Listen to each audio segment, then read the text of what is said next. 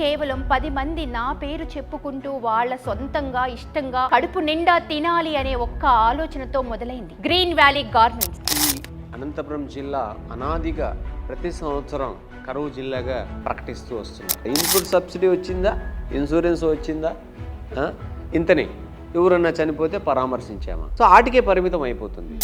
కరువు జిల్లాగానే ఎందుకు ఉండాలి? మన వంతుగా దాన్ని మార్చే ప్రయత్నం చేద్దాం. ఏం చేస్తే బాగుంటుంది? నెలకి ఏదో ఇన్షను పెన్షను ఏదో స్కూల్ ఫీజు రీంబర్స్మెంట్లు ఇవి వస్తున్నాయి అయిపోతుందా అని ప్రభుత్వం కానీ ఇల్లు చేయి చూపించి తప్పించుకునే ప్రయత్నం చేస్తున్నారు. కానీ ఇంటికి దీపం ఇల్లాలు. స్త్రీ అనేది శక్తి స్వరూపం. తను అనుకుంటే మొత్తం ప్రపంచాన్ని మార్చగలదు. దాదాపు బీటెక్ వరకు కూడా చదువుకున్న వాళ్ళు పనిచేస్తున్నారు. అసలు ఏమి చదువు రాని వాళ్ళు కూడా పనిచేస్తున్నారు.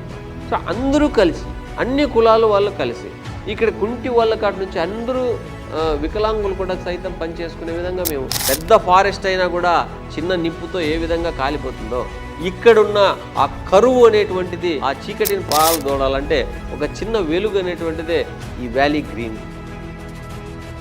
నమస్తే, నేను మీ Shravani. Welcome to crunch TV. 10 మంది కోసం చేయడం అనేది కొంతమంది చేస్తారు. 10 మంది నా చుట్టూ ఉండాలి, కొంతమందికి ఉపాధి కల్పించాలి, ఏదో చేద్దాంలే అనుకునే వాళ్ళు ఉంటారు. కానీ అనుకోవడం వరకే ఉంటుంది.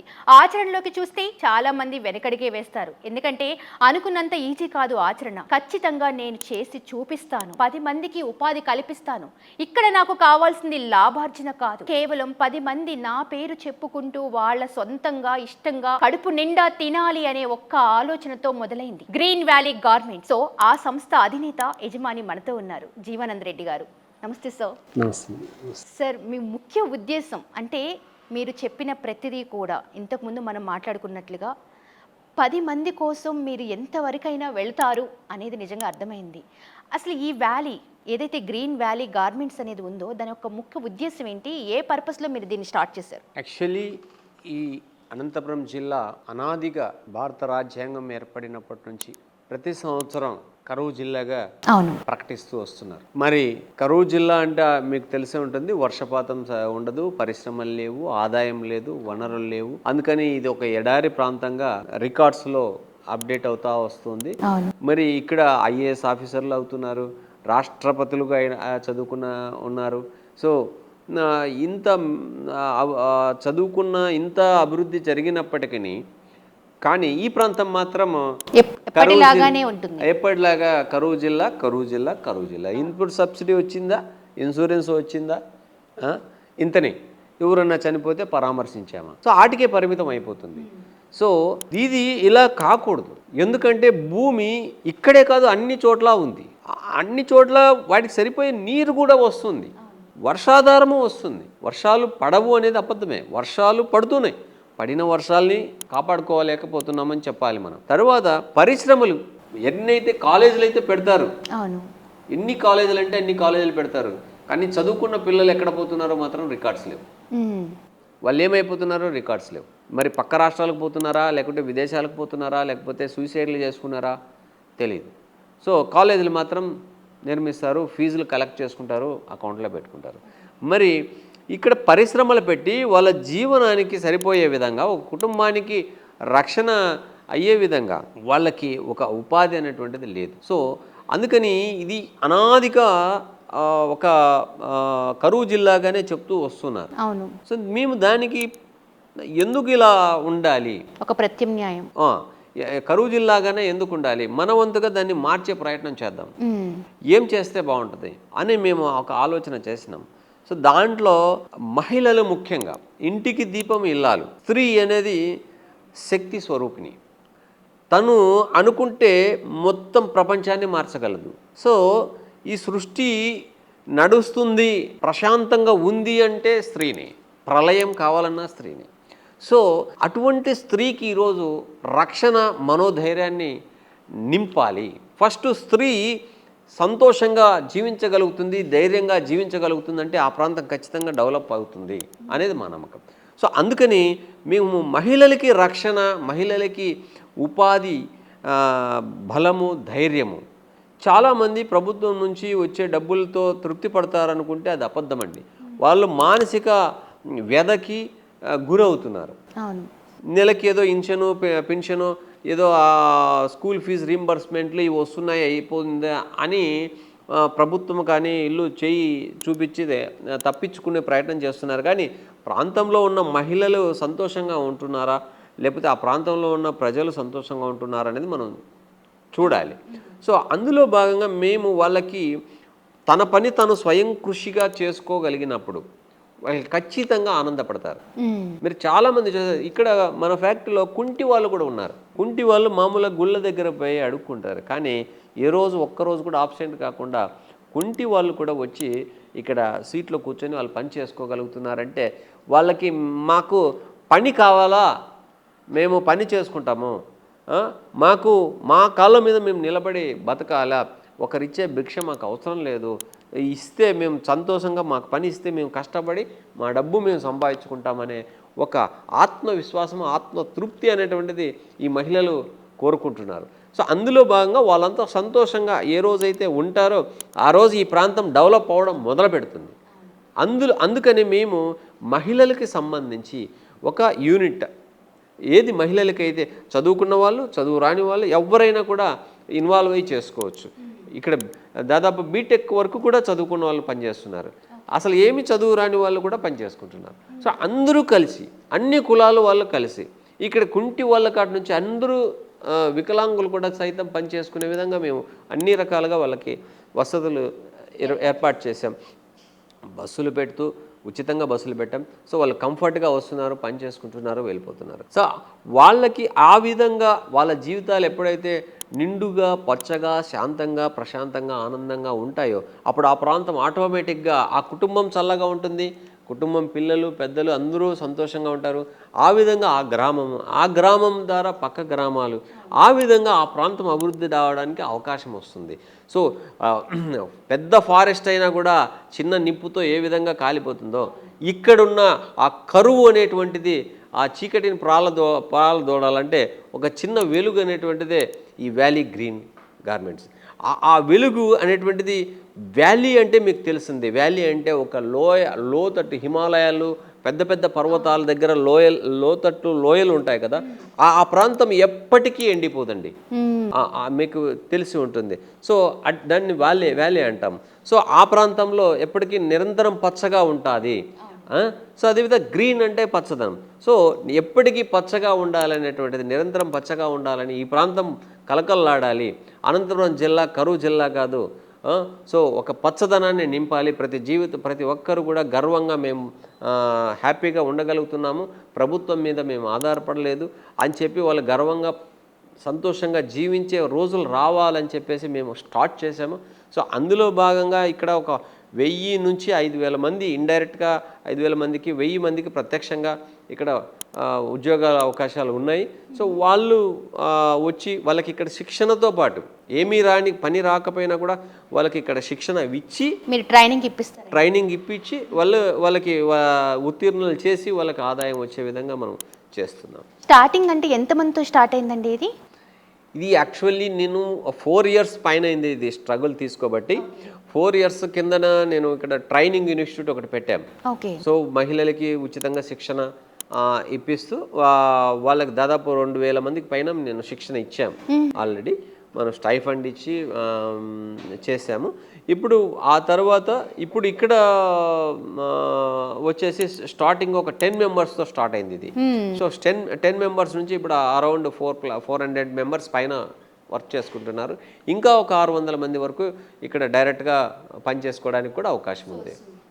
సరే, ఇక్కడ ఇంతమందికి ఉపాధి కల్పిస్తున్నారు, కానీ అసలు ఇక్కడ జరిగే వర్క్ ఏంటంటే గార్మెంట్స్ వర్క్ అని అయితే మీరు చెబుతూ ఉన్నారు. అసలు ఏంటి ఇక్కడ జరిగేది? సో ఇక్కడ గార్మెంట్స్లో మనకి చిల్డ్రన్స్ రిలేటెడ్, అదేవిధంగా మెన్ ఉమెన్ రిలేటెడ్ అందరికీ సూట్ అయ్యే విధంగా ఇక్కడ పరిశ్రమ ఏర్పాటు చేశాము. సో మహిళలు, ఇక్కడున్న మహిళలు కూడా ఆపరేటర్స్ అన్నీ చేయగలిగేంతగా మేము స్కిల్ వాళ్ళకి తెప్పించి డెవలప్ చేసాము. సో ఇక్కడ టాప్ చేస్తారు, బాటమ్ చేస్తారు, అన్నీ కంప్లీట్ చేస్తారు, అన్ని రకాలు చేస్తారు. మరి లోకల్ కాకుండా ఎస్పెషల్లీ మేము ఎక్స్పోర్ట్ చేయాలని, ఫారెన్ కరెన్సీకి, విదేశాలకి మన ఇండియా వాల్యూ బయటకు వెళ్ళాలి అనే ఉద్దేశంతో అందులో భాగంగా మన అనంతపురం నుంచి కూడా ఆ పాత్ర పోషించాలని చెప్పేసి సో ఎక్స్పోర్ట్ యూనిట్ ఇక్కడ మనం పెట్టాము. సో ఆ క్వాలిటీ ఏదైతే ఉందో ఎక్స్పోర్ట్ ఆర్డర్ ఫారిన్ రిలేటెడ్ విధంగా మనం అన్నీ కూడా మనం ఇక్కడ ఎస్టాబ్లిష్ చేసాము. ఆపరేటర్స్ అందరికి కూడా అదే విధంగా శిక్షణ చేసాము. ఇప్పుడు ప్రజెంట్ దాదాపు 12 months అయింది మనం ఇక్కడ స్టార్ట్ చేయబట్టి. సో 12 monthsలో కూడా మంచిగా మనకి అప్రోచ్ అవుతున్నారు. కస్టమర్లు కూడా బాగా ఇంట్రెస్ట్ చూపిస్తున్నారు.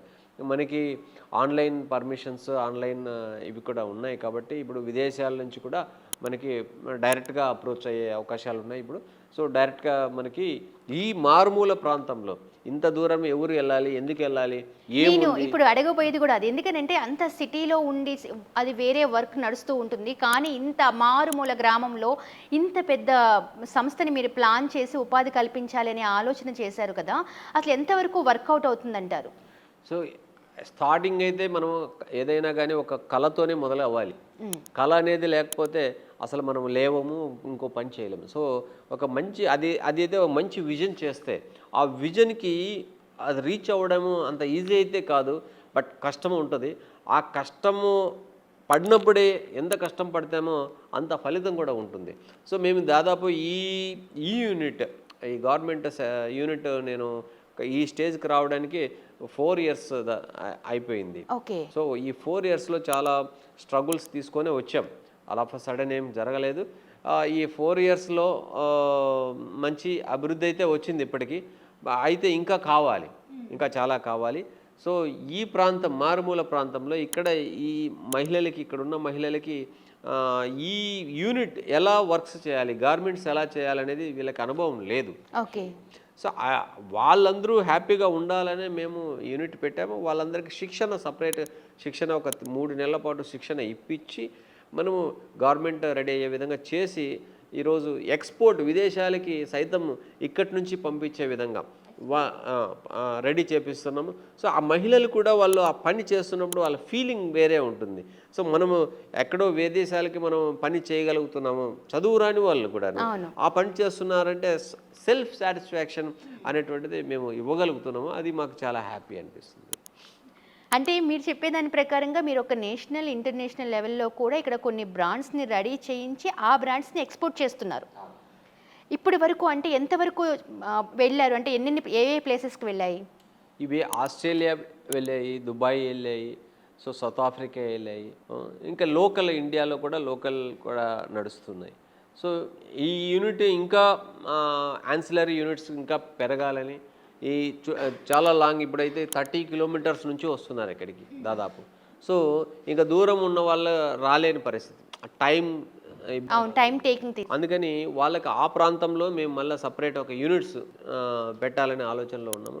సో వాళ్ళకి ఎక్స్పాన్షన్ చేసి ఆ ప్రాంతం వాళ్ళకి ఉపయోగపడే విధంగా సేమ్ ఇంత పెద్ద యూనిట్ కాకపోయినా దీంట్లో చిన్న చిన్న యూనిట్స్ కింద తీసుకెళ్ళి వాళ్ళకి అందుబాటులో జర్నీ ఇబ్బంది లేకుండా ఉండే విధంగా కూడా ప్లాన్ చేసే ప్రయత్నం చేస్తుంది. అంటే ముందు ఇంకా మరికొన్ని యూనిట్స్ ప్లాన్ చేసే ఆలోచన కూడా మీకు ఉంది? డెఫినెట్గా. అలాగే ఇంకా ఏంటంటే సార్, స్పిన్నింగ్ మిల్స్ అనేవి చాలా ఇంతకుముందు మనం చూసాము. గవర్నమెంట్ కూడా మూసేసి పక్కకు పడేసి దాని ఇంతవరకు కూడా ముందుకు జరగని పరిస్థితి కదా. అలాంటి సమయంలో మళ్ళీ మీరు ఇలాంటి డెసిషన్ తీసుకొని ఇంకా మరికొన్ని చేయాలి అనే ఆలోచన ఉంది అంటున్నారు. ఇది సాధ్యమే అంటారా? సాధ్యం అనేది ఇప్పుడు చూసాము. భారతదేశాన్ని విదేశస్తులు వచ్చి అతలాకుతలం చేసేసి 200 సంవత్సరాలు దోపిడీ చేసి మరి మహిళల్ని దారుణంగా ఇది చేసేసి మరి పుణ్యస్త్రీ పుణ్యభూమిని కాస్త భ్రష్టు పట్టించిన రోజులు మనం చూసాం. మరి దాని నుంచి సంఖ్యల నుంచి మనం బయటపడలేదా? ఈరోజు బయటపడి సంతోషంగా అందరం జీవించగలుగుతున్నాం కదా. మరి అదేవిధంగా మేము కూడా ఈ ప్రాంతము ఒక సస్యశ్యామలం కావాలని మేము చేసిన ప్రయత్నము ఎందుకు కాదు, కేవలం నేను ప్రారంభించిండొచ్చు, కానీ ఎవరో ఒకరు దీన్ని ముందుకు తీసుకెళ్లే ప్రయత్నం అయితే ఖచ్చితంగా చేస్తారు. నా వంతుగా నేను డెఫినెట్గా మ్యాక్సిమం రీచ్ చేస్తాను. చూశారు కదా, కరువు ప్రాంతం అనంతపురం జిల్లా అనేది ఒక కరువు ప్రాంతం. అక్కడ చాలా కష్టాలు నష్టాలు, కొంతమంది చావలేక బతకలేక అన్నట్టు చనిపోయిన వాళ్ళు, ఆత్మహత్యలు కూడా మనం విన్నాం. అయితే ఇలాంటి కరువు ప్రాంతంలో కూడా ఒక పరిశ్రమ స్థాపించాలి, నా చుట్టూ ఉన్న వాళ్ళకి ఒక ఉపాధిని ఇవ్వాలి, ఆ ఉపాధి ద్వారా మరికొన్ని పరిశ్రమలు స్థాపించాలి అనే ఆలోచనతో మొదలుపెట్టిన ఆయన ప్రయాణం 10 మందితో స్టార్ట్ అయింది. ఇప్పుడు దగ్గరగా మనం చూస్తే 1000 మంది వరకు కూడా ఇక్కడ కనిపిస్తూ ఉన్నారు మనకు వర్క్ చేస్తూ. సో వాళ్ళు ఏంటంటే అండి, ఏమీ తెలీదు, చదువు లేదు అనుకునే వాళ్ళ దగ్గర నుంచి బీటెక్ చదువుకునే పిల్లలు కూడా ఇక్కడ వర్క్ చేస్తున్నారు. అంటే ప్రతి ఒక్కటి కూడా ఏదో చేస్తున్నారు అంటే అది కాదు. ఏంటంటే మంచి మంచి బ్రాండ్స్ నేషనల్ ఇంటర్నేషనల్ లెవెల్ వరకు ఈ బ్రాండ్స్ ఇక్కడ నుంచి తరలి వెళ్తున్నాయి, ఎక్స్పోర్ట్ చేస్తున్నారు అని అంటే ఈ పరిశ్రమ ఎంత గొప్పగా వాళ్ళు ప్లాన్ చేసుకున్నారు, ఎంత గొప్పగా దీన్ని ముందు ప్రణాళిక కూడా చేస్తున్నారు అనేది మనకు అర్థమవుతుంది. ఖచ్చితంగా మీరు అనుకున్న ఏదైతే ముందు ఇంకా మరికొన్ని సంస్థలు ఏర్పాటు చేయాలి, మీలాంటి వాళ్ళు ముందుగా తోడుండి ప్రతి మందికి 10 మందికి హెల్ప్ చేయాలని ఖచ్చితంగా కోరుకుంటున్నాం sir. And all the best. Thank you. Thank you.